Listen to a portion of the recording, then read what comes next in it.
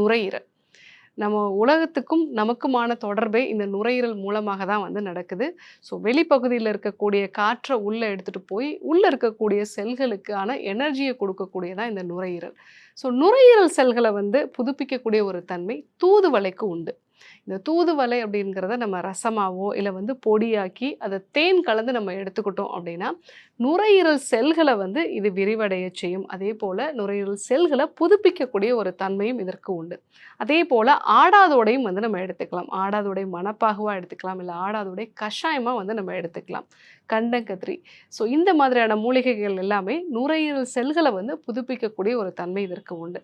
But நம்ம நுரையீரல ரொம்ப நாளைக்கு ஆரோக்கியமா வச்சுக்கொள்ளக்கூடிய மிக முக்கியமான ஒரு பழக்கம் அப்படின்னு பார்த்தீங்கன்னா, பிராணாயாம பயிற்சிகள் தான். ஸோ நம்மளுடைய சுவாசம் எப்படி இருக்கோ, அப்படிதான் நம்முடைய மனநிலையும் இருக்கும். நம்மளுடைய ஆயுட்காலத்த நிர்ணயிக்கிறதே நம்மளுடைய சுவாசம் தான். ஸோ இப்போ அதிகமா சுவாசிக்கக்கூடிய உயிரினங்கள பத்தி பார்த்தீங்கன்னா, அதனுடைய ஆயுட்காலம் ரொம்ப கம்மியா இருக்கும். ஒரு எலி பார்த்தீங்க அப்படின்னா, ஒரு நிமிஷத்துல 50 வாட்டி வந்து அது மூச்ச வெளிவிடுதாம். ஸோ அது பார்த்தீங்கன்னா, ஒரு 3 வருஷம் தான் உயிரோட இருக்கும். அதேபோல ஒரு ஆமை ஒரு நிமிஷத்துக்கு 4 வாட்டி தான் வந்து மூச்சு விடுது. அது 250 வருஷம் வரைக்கும் வாழுமாம். ஸோ மனிதன பொறுத்தவரைக்கும் ஒரு நிமிஷத்துல 15லேருந்து 18 முறை வந்து மூச்சு விடக்கூடிய ஒரு தன்மை இருக்கும்.